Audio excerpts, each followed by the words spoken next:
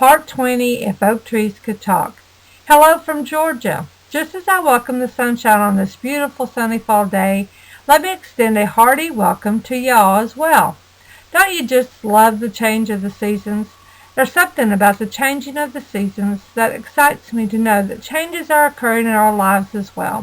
Frankly, that is why I began doing the video blogs of my latest romance suspense novel, If Oak Trees Could Talk, because I wanted to get out of my comfort zone and experience something new.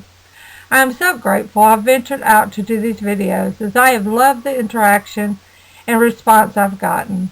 Please pull you up a comfy chair, pour you a sip of coffee or tea, and join me today as we continue reading in Chapter 10, The Escapees, and on into Chapter 11, The Return. Chapter 10, The Escapees. Nurse Wanda watched Mr. Hodges' eyes narrow, and his angered expressions come upon his face as he told her the story of Mr. Tyler. Because she knew Mr. Tyler so well, the story of why he escaped became clear. Mrs. Tyler knew if anyone told Mr. Tyler that she was getting out of Glenview before he was allowed to go home, that he would not stand for it. Mrs. Tyler told us that this would happen, Nurse Wanda stated. What would happen? That 2 old mental cases would run off into the night and put all of our jobs at risk, Mr. Hodges barked. Well, sir, I know you won't understand this and probably won't even try to understand it, but Mr. and Mrs. Tyler are unlike any couple that I've ever met. I seriously think that if you cut one of them that the other would bleed. They are that close and that much in love. This is where you went wrong, sir, because Mrs. Tyler asked all of the nurses not to say anything to Mr. Tyler about her early release, because she knew that he would not be left behind at Glenview without his Helen. That's the reason he came to Glenview to begin with, because Mrs. Tyler left him when she had her stroke. Well, that is ridiculous and crazy.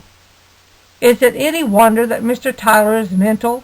Yes, this just leads me to think that Mr. Tyler is crazier than I thought. So medications would be justified. Thank you, Nurse Wanda. You have enlightened me more than you can imagine, Mr. Hodges said with those same narrow eyes and that evil smirk. Oh, Lord, what have I done? Nurse Wanda whispered as she realized that she just made things worse instead of better. She went quickly behind the nurse's station and began looking for Miss Amelia's phone number. She knew that she probably would not be at her home, but she felt so desperate to let Amelia know that Mr. Hodges was not going to help her parents.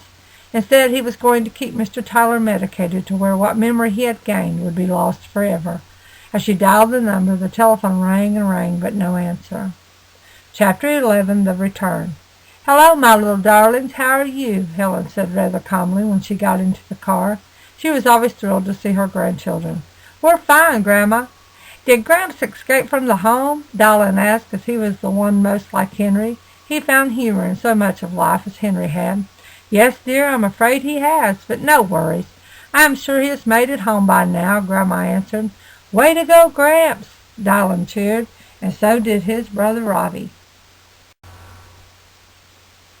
Well, at least he knows his way home, right? Robbie asked, rather concerned. Of course he does, children, don't fret. I'm sure he is just fine, Grandma reassured. She seriously was at total peace, as she somehow knew that this was the way things were going to work themselves out. Amelia, on the other hand, was typical Amelia. She was trying to keep herself from having a panic attack. Can't you go any faster, honey? Amelia pleaded. It's okay, Amelia. Your father's okay. I know him. He is just going back to find what he has lost, Helen stated rather calmly. Mom, you sound so sure that he's okay. What if... Now, Amelia. We do not want to alarm the boys now, do we? Helen interrupted as Amelia's voice was becoming more excited. Okay, we should be home any second. I just pray that you're right, Amelia stated, still not convinced of her daddy's safety. As Robert turned onto Eastman Street, the boys shouted, Do you see him? Do you see him? They hollered again. Robert pulled the car up into Henry and Helen's driveway. The boys bolted out of the car first. They proceeded to run toward the house, but Amelia helped her mother out of the car, who proceeded toward the oak tree. When they drew close, the swing that hung from the oak tree for years was gently swinging. It could not have been the wind, because in the South, in the middle of July, a stiff wind is hard to come by.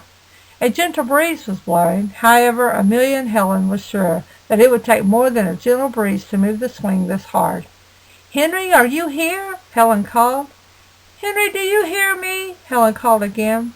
Just as she was going to get upset, suddenly she and Amelia heard a loud thrashing sound up above them.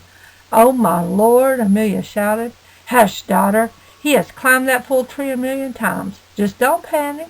Just act as though you're not the least bit afraid," Helen stated rather calmly.